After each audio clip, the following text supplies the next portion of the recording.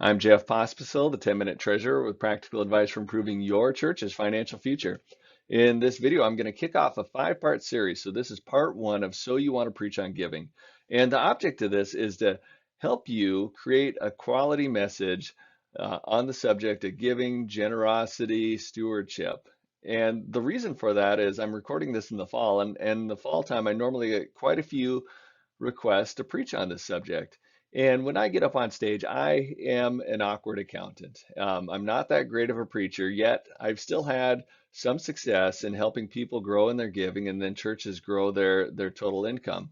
And so I thought, well, what if I was able to give good preachers, good and great preachers, the confidence and tools to be able to put together a sermon and be able to deliver it? Would they even have more success? And no matter what, there would be more people able to give this message, which is also a bonus. So the first thing we need to do is we need to lay a solid foundation. I happen to work right across the street from Dakota Wesleyan University, and they're putting up another new building. I think this is the Business and Leadership Building. And it's always interesting to watch because for usually a couple months, you don't see a whole lot of activity. You see them working on the foundation, which doesn't look like a whole lot. But as soon as that foundation is set, the whole building just seems to spring up. So they spent a couple of months on the foundation, and then I think everything else that you see was raised in a couple of weeks. And that's the same way with us. You can't start crafting a message until you have a solid understanding of really the theology of giving and the purpose of what giving does in a Christian's life. And so that's what we're going to look at. So the first thing that happens when we invite people to grow in their giving is we invite people to help grow the church. So this happens to be our faithful little church in Esmond, South Dakota, which is near Huron. When I talk about growing the church, I'm not talking really necessarily about growing the budget or attendance or the facility. Those are all good things and whatnot, or can be good things. But what I'm talking about is growing in our ability to live up to the calling Jesus Christ has placed on our church. So we're called to reach new people, help people grow closer to Jesus Christ, help bring healing to our community. So that is what I'm talking about. We are growing in living up to our potential. And it is one of those things when you read through the Bible, God uses people's giving over and over and over again to help bring this about, to help advance the kingdom work. And so that's what the first principle is. When we are inviting people to grow in their giving, we are inviting people to invest in the Church of Jesus Christ to grow its impact on the lives of the people in the church and outside of the church.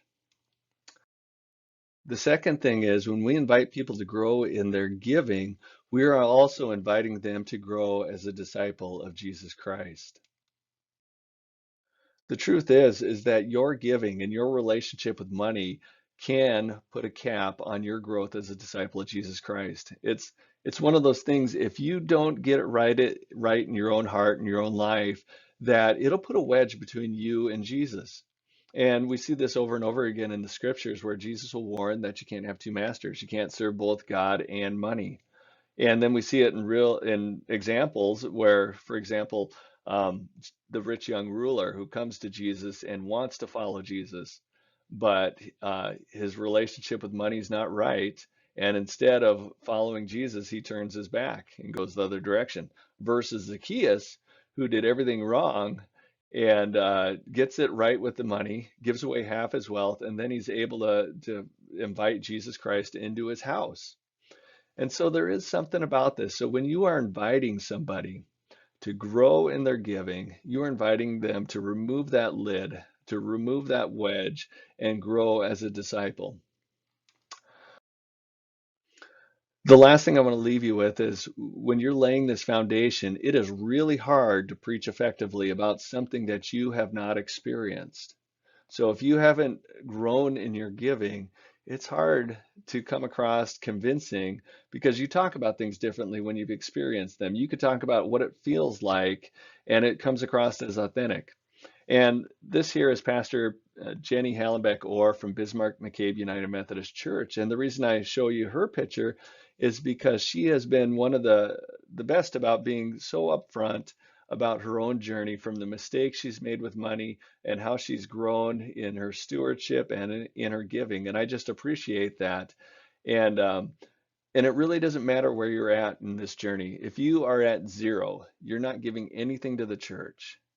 You can start by giving something, and you will experience something. And you can start sharing with people about, I'm just at the start, but here's what I've already experienced, and here's what I hope to experience more of.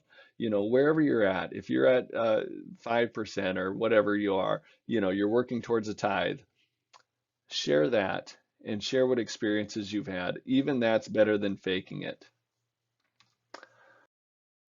I hope this video has been beneficial to you. And again, there's 4 more parts coming up. Again, this is a ministry of the Finance Office of the Dakotas Conference of the United Methodist Church, as well as the Dakotas United Methodist Foundation. All right, I'll see you next time.